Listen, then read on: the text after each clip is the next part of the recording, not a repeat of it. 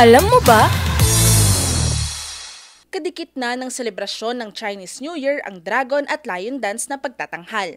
Ang makukulay at masiglang galaw ng mga mananayaw na gumagaya sa mga dragon at leon ay hindi lamang isang palabas.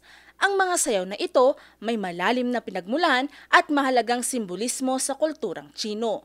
Ito ay itinuturing na parte ng kasaysayan at kultura ng Tsina na may koneksyon sa pagpapalayas ng mga masasamang espiritu at pag-akit ng swerte.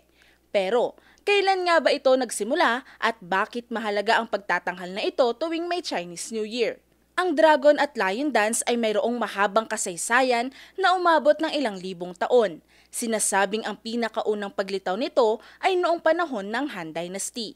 Sa panahong ito, ang mga tao ay nagsasagawa ng mga ritual para humiling ng masaganang ani at maiwasan ang mga kalamidad. Noong panahon naman ng Tang Dynasty, naging mas kilala ang Dragon at Lion Dance bilang parte ng malalaking pagdiriwang sa imperyo. Ito rin ang panahon kung kailan naging malikhain ng mga tao sa paggamit ng mga maskara at costumes para magmukhang tunay na dragon at leon ang mga mananayaw.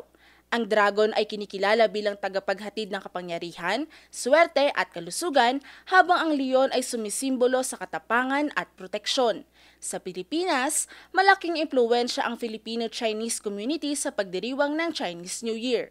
Ang Dragon at Lion Dance ay isang mahalagang parte ng selebrasyon na ginaganap sa mga lugar tulad ng Binondo, ang pinakamatandang Chinatown sa buong mundo. Ngayon, alam mo na!